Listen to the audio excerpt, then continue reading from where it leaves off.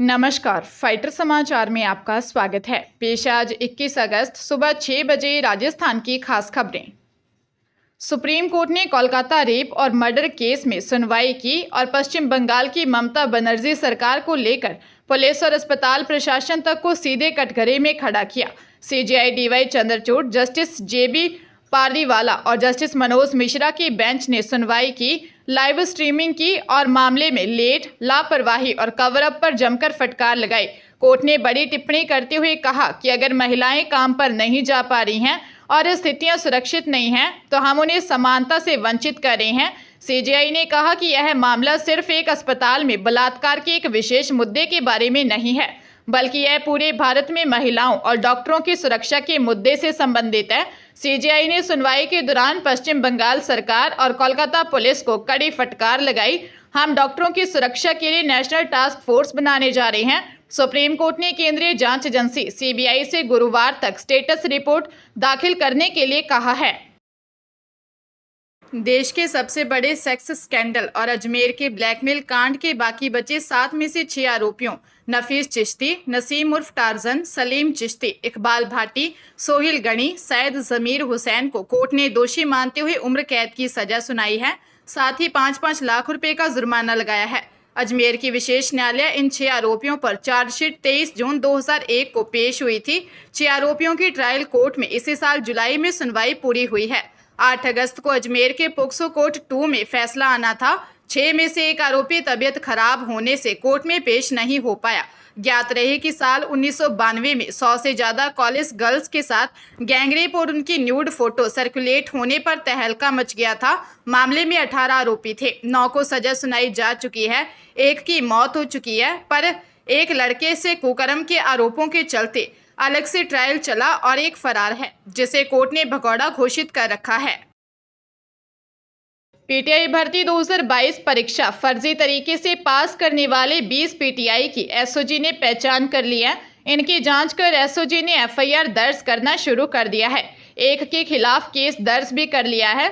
सभी 20 पीटीआई ने फर्जी दस्तावेज देकर और डमी कैंडिडेट बिठाकर परीक्षा पास की है। एसओजी को इन पीटीआई के खिलाफ शिकायतें एसओजी हेल्पलाइन नंबर पर मिल रही हैं। एसओजी के एडीजी वीके सिंह ने बताया कि पीटीआई भर्ती परीक्षा 2022 को लेकर हेल्पलाइन नंबर पर 2700 से अधिक शिकायतें मिली हैं। इन पर एडिशनल एसपी के सुपरविजन में शिकायतों का सत्यापन करवाया जा रहा है। जांच में सामने आया कि कर्मचारी चयन बोर्ड द्वारा आयोजित परीक्षा के प्रवेश पत्र में फोटो और हस्ताक्षरों को एडिट किया गया था। एडीजी वीके सिंह ने बताया कि जांच में 2022 में बने पीटीआई में से करीब 20 गलत तरीके से नौकरी पाने में सफल हुए हैं। इन सभी दस्तावेजों की जांच की जा रही है। अनूपगढ़ जिले में भारत पाकिस्तान अंतर्राष्ट्रीय बॉर्डर पर एक बार फिर भारी मात्रा में हेरोइन बरामद की गई है। रायसिंह नगर विधानसभा के गांव 44 PS में एक नरमे के खेत से 3 किलो हेरोइन मिली है, जिसके अंतर्राष्ट्रीय बाजार में कीमत करोड़ों रुपए आंकी जा रही है। बीएसएफ और समेजा पुलिस द्वारा संयुक्त कार्रवाई की गई है। एसएचओ विकास बिश्नोई के अनुसार कांस्टेबल कालूराम की सूचना पर देर रात कार्रवाई की गई। पाकिस्तान से देर रात ड्रोन के माध्यम से हेरोइन की यह खेप भेजी गई थी। बलवंत सिंह रायसिक के नरमे के खेत में हेरोइन का पैकेट पाया गया। सुरक्षा एजेंसियों ने 3 किलोग्राम हेरोइन पैकेट को जब्त किया है। एसएचओ ने कहा कि बीएसएफ और पुलिस ने पूरे क्षेत्र में नाकाबंदी कर दी है और एक संयुक्त सर्च अभियान शुरू किया गया है। तस्करों की तलाश जारी है। पंजाब विजिलेंस ब्यूरो ने राज्य में भ्रष्टाचार के खिलाफ अभियान के तहत जुलाई माह के दौरान 14 अलग अलग मामलों में 15 कर्मचारियों और 5 अन्य व्यक्तियों को रिश्वत लेते हुए रंगे हाथों पकड़ा है। प्रवक्ता ने बताया कि इस अवधि के दौरान ब्यूरो ने हर क्षेत्र में कर्मचारियों और अन्य लोगों के बीच भ्रष्टाचार पर अंकुश लगाने की कोशिश की। पिछले माह के दौरान ब्यूरो ने 8 विजिलेंस मामलों को लेकर विभिन्न सक्षम अदालतों में चालान पेश किए। इसके अलावा कर्मचारियों के खिलाफ भ्रष्टाचार के मामलों की गहन जांच के लिए 7 मामलों में सतर्कता जांच भी दर्ज की गई। इसी अवधि में 9 आपराधिक मामले दर्ज किए गए, जिनमें 13 कर्मचारी और 6 अन्य व्यक्ति शामिल हैं। जालंधर की एक अदालत ने पिछले महीने ब्यूरो द्वारा दायर रिश्वतखोरी के एक मामले में इम्प्रूवमेंट ट्रस्ट जालंधर में तैनात जूनियर सहायक संदीप मिश्रा को दोषी पाया और 5 साल जेल व 20,000 रुपये जुर्माने की सजा सुनाई गई है। उदयपुर में घायल छात्र की मौत हो गई। घायल छात्र का अंतिम संस्कार कर दिया गया। मृतक छात्र को अंतिम विदाई देने के लिए हजारों लोग पहुंचे। अशोकनगर मोक्ष धाम में मृतक छात्र का अंतिम संस्कार किया गया। इससे पहले छात्र का शव उदयपुर के महाराणा भोपाल चिकित्सालय की मोर्चरी से उनके पैतृक निवास पर ले जाया गया। छात्र का शव मोर्चरी से परिजनों को सुबह सौंपा गया। छात्र के शव यात्रा को उनके निवास स्थान से अशोकनगर स्थित मोक्ष धाम ले जाया गया, जहां छात्र पंच तत्व में विलीन हुआ। इस दौरान प्रशासन ने सुरक्षा व्यवस्था पूरी तरह से चौकस रखी। प्रशासनिक अधिकारी भी शव यात्रा में मौजूद रहे। वहीं अलग अलग जगहों पर ड्रोन से भी निगरानी की गई। शहर भर से हजारों लोगों ने नम आंखों से मृतक छात्र को विदाई दी। छात्र की अंतिम यात्रा में उदयपुर रेंज आईजी अजयपाल लांबा सहित अन्य अधिकारी भी मौजूद रहे। टोल नाकों पर तैनात वाहनों को लेकर अब टोल मालिक लापरवाही नहीं बरत सकेंगे, क्योंकि परिवहन विभाग अधिकारी अब टोल नाकों पर मौजूद पेट्रोलिंग वाहन, क्रेन व एम्बुलेंस की जांच करेंगे। साथ ही वाहनों की लॉग बुक की भी जांच की जाएगी, ताकि पता चल सके कि वाहनों का इस्तेमाल किया जा रहा है या नहीं। परिवहन व सड़क सुरक्षा विभाग आयुक्त डॉक्टर मनीषा अरोड़ा ने इसके निर्देश जारी किए हैं। किसी भी तरह की खामी मिलने पर टोल मालिकों के विरुद्ध कार्रवाई की जाएगी। साथ ही आयुक्त ने इन वाहनों के निरंतर प्रयोग को सुनिश्चित कराने को कहा है। इसके साथ ही राष्ट्रीय राज्य राजमार्गों पर दौरे के समय उनकी लॉग बुक आदि का निरीक्षण कर दुर्घटना के समय दुर्घटना स्थल के आसपास उनकी मौजूदगी की रिपोर्ट भी आवश्यक रूप से मुख्यालय भिजवाने को कहा है। परिवहन विभाग के अधिकारी मोटर वाहन अधिनियम के तहत टोल बूथ से रिकॉर्ड ले सकेंगे। अब स्कूलों में स्टूडेंट्स का हेल्थ सर्वे किया जाएगा। इसमें स्टूडेंट्स की मेंटल व फिजिकल हेल्थ की मॉनिटरिंग की जाएगी। ये मॉनिटरिंग शाला स्वास्थ्य प्रशिक्षण कार्यक्रम के तहत की जानी है।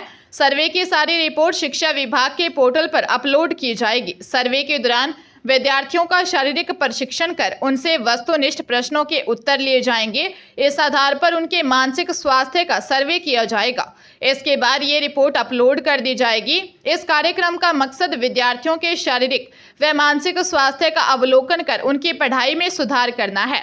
शिक्षा विभाग की ओर से निर्देश जारी कर कहा गया है कि विद्यार्थियों का पेपरलेस हेल्थ सर्वे इस माह तक पूर्ण किया जाए। प्रत्येक कक्षा का सर्वे एक ही शिक्षक द्वारा किया जाएगा। कक्षा 6 से 12 की बालिकाओं का सर्वे अनिवार्य रूप से महिला अध्यापिकाएं ही करेंगी।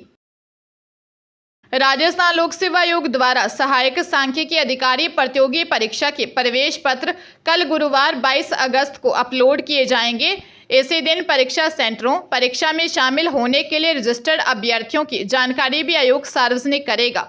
यह परीक्षा 25 अगस्त को अजमेर और जयपुर जिला मुख्यालयों पर होगी। मुख्य परीक्षा नियंत्रक आशुतोष गुप्ता के मुताबिक परीक्षा सुबह 11 से दोपहर 1:30 बजे तक होगी। अभ्यर्थी परीक्षा के लिए आवंटित जिले की जानकारी एसएसओ पोर्टल पर लॉगिन कर हासिल कर सकते हैं। वहीं प्रवेश पत्र आयोग की वेबसाइट पर उपलब्ध एडमिट कार्ड लिंक के माध्यम से आवेदन पत्र क्रमांक और जन्म दिनांक प्रविष्ट कर डाउनलोड किए जा सकेंगे।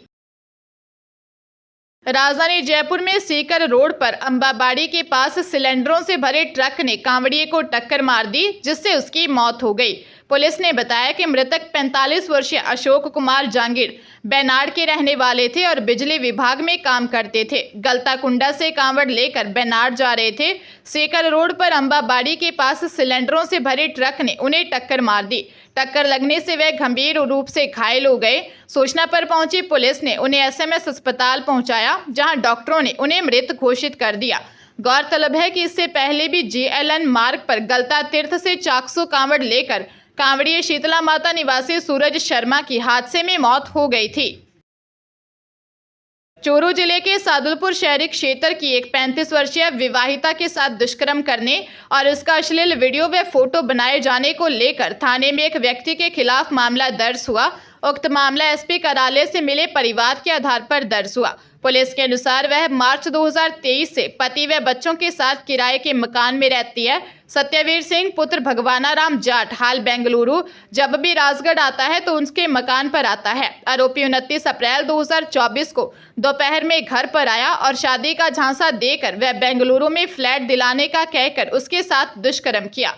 आरोपी ने उसके अश्लील वीडियो व फोटो भी बना लिए। आरोपी 5 अगस्त को सुबह उसके घर पर आया और उसका अश्लील वीडियो दिखाकर उसके साथ दुष्कर्म किया। आरोपी ने शादी करने व फ्लैट दिलाने से भी इनकार कर दिया। हनुमानगढ़ की भादरा पुलिस ने बसों में महिलाओं से चैन स्नैचिंग करने वाले गिरोह का खुलासा कर 30 वर्षीय सत्तू बावरी, 40 वर्षीय कांता पत्नी करनैल बावरी और 22 वर्षीय ममता पत्नी सुभाष बावरी निवासी साहवा जिला चूरू को गिरफ्तार किया है। इनके कब्जे से वारदात में प्रयुक्त क्रेटा गाड़ी भी बरामद की गई है। पुलिस इस गिरोह में शामिल अन्य सदस्यों की गिरफ्तारी के प्रयास कर रही है। थाना प्रभारी हनुमानाराम बिश्नोई ने बताया कि 17 अगस्त को प्रमोद कुमार निवासी जोगीवाला पीएस भिरानी ने दी रिपोर्ट में बताया कि 17 अगस्त की सुबह उसकी पत्नी भादरा मुख्य बस स्टैंड से बस में चढ़ रही थी। तभी बस पर चढ़ते हुए अचानक 3 महिलाओं ने धक्का मुक्की करते हुए उसकी पत्नी के गले से सोने का मंगलसूत्र तोड़ लिया था। पुलिस ने गिरोह का खुलासा करते हुए 3 सदस्यों को गिरफ्तार कर लिया। आरोपियों ने हरियाणा के आदमपुर, भट्टू, अग्रोहा में भी चैन स्नैचिंग की वारदात स्वीकार की है।